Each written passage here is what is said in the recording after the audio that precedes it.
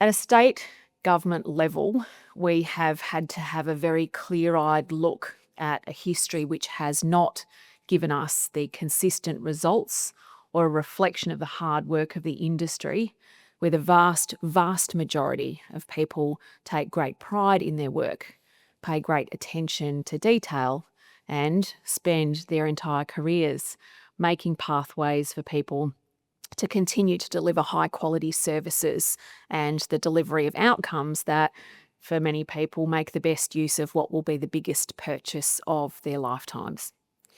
And so we, and by we I include right at the heart of this Anna Cronin as CEO, have had to really have some very uncomfortable discussions and conversations about what hasn't worked, but at the same time to make sure that we are not losing or discarding or diminishing the things that have worked. And what has worked across the system over many years is a desire for continuous improvement across parts of the sector where, again, we've seen that innovation occur. But we've got a really long way to go. And this is where, again, the work that we've done to develop legislation, which has, in a number of instances, passed the Parliament, which sits alongside the building statement, which is at the heart of the development of regulations for better clarity around bioprotection, which is geared toward payment for contractors and subcontractors in a way that enables people to do business and do business well.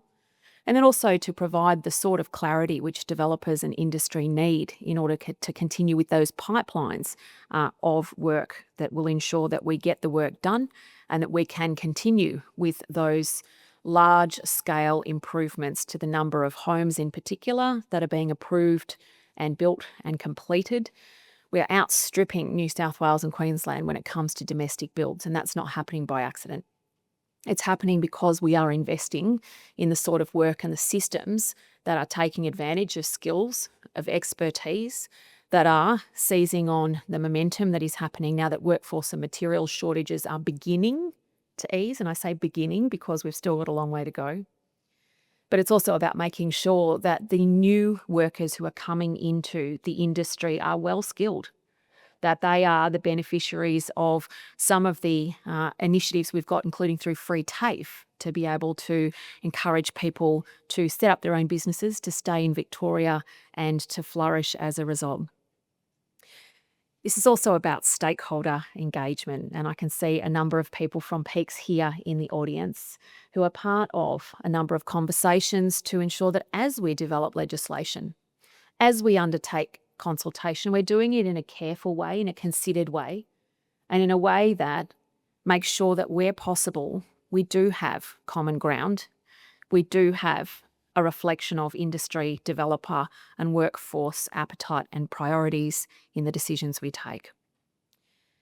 The Commission, which has been set up with a very specific goal to increase consumer protections and bring building and plumbing together in a synthesised process of dispute resolution, education, making sure that we do have that first resort approach so that people can get done the work that they need to get done, that we all want to see being done in a high quality best practice way.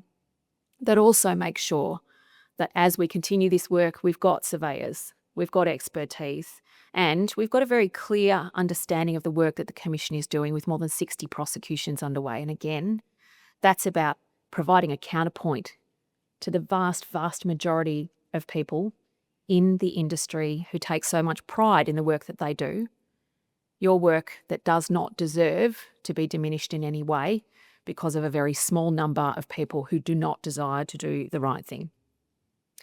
So this is where, off the back of Porter Davis and the bioprotections legislation, builders who have disappeared, become bankrupt or died are not an impediment to a consumer securing outcomes which gives them confidence that, again, the things that they save for are able to be realised in a high quality build.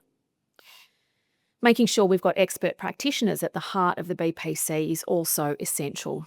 Industry confidence and consumer confidence, public confidence, lies at the heart of the sort of expertise and skill sets that Steve and others are leading.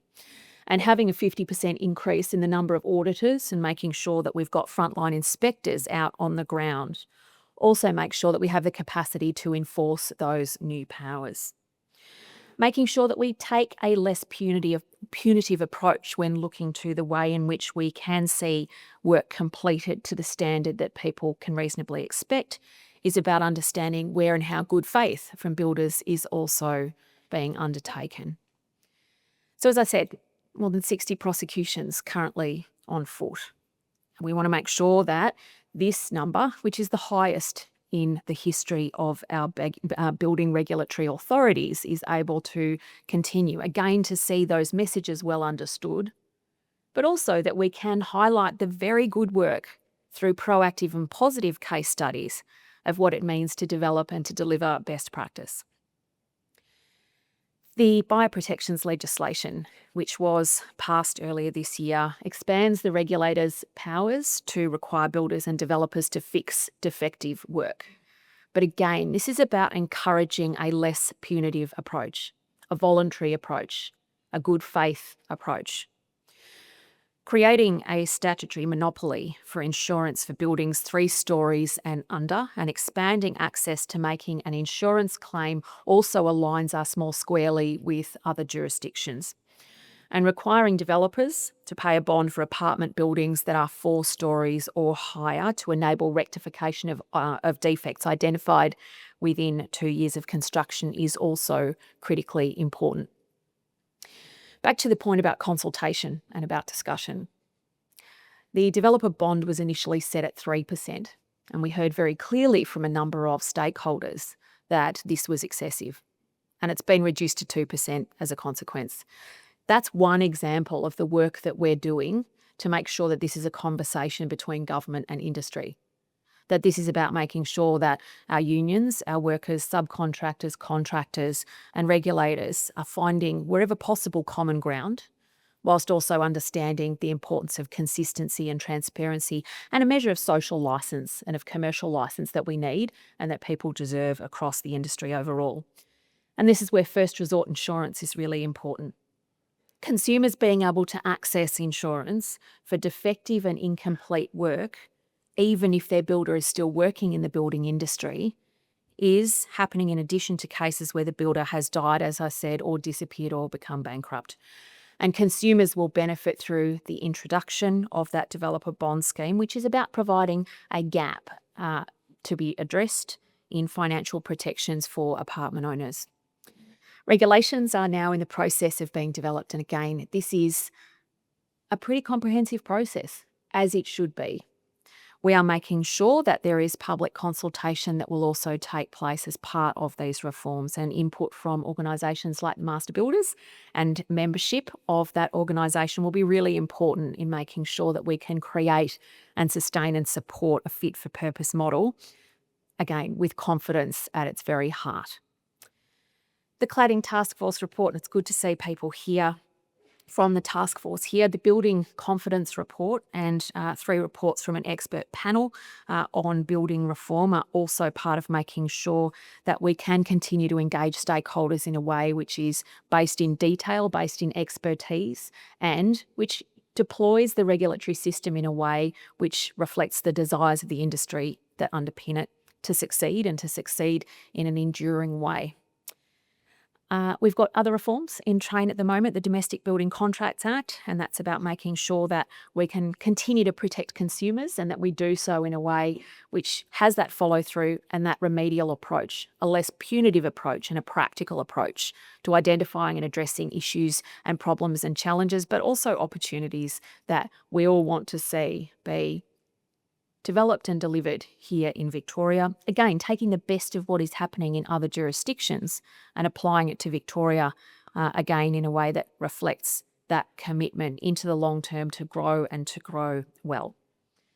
The Fairer Payments on Jobsites Bill was introduced to the Parliament last month, and that's about making sure that in our construction industry we do have that measure of certainty for contractors and subcontractors. Again, we're talking about skinny margins and the need to protect a pipeline of work which is compromised if payment is not made in a way that enables people to do their books and to make sure that they can move on to the next job without having to see red ink on their pages. And this is about also making sure that we're sending confident messages to the construction industry across the board.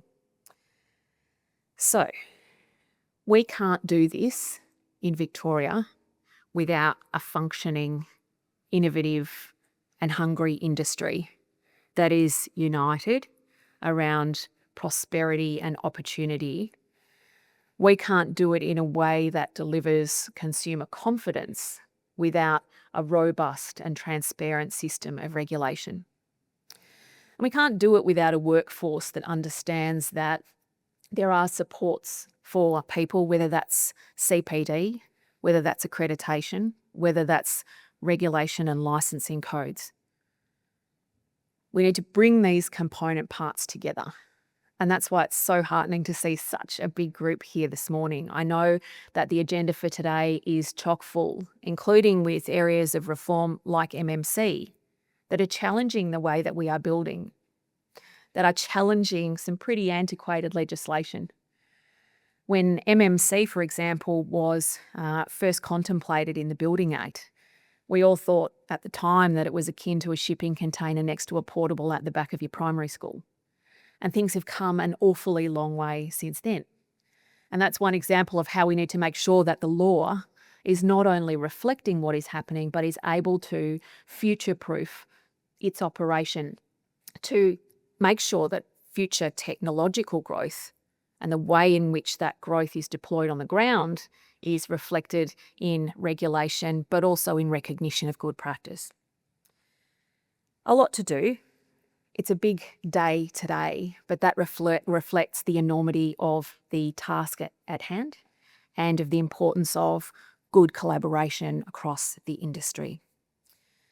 I'm looking forward to continuing to work with the BPC, to continuing to work on regulatory and legislative reform through the Parliament, to working with my Commonwealth counterpart, Claire O'Neill, in the National Construction Code. This sounds like my wind-up music here, this little buzz overhead.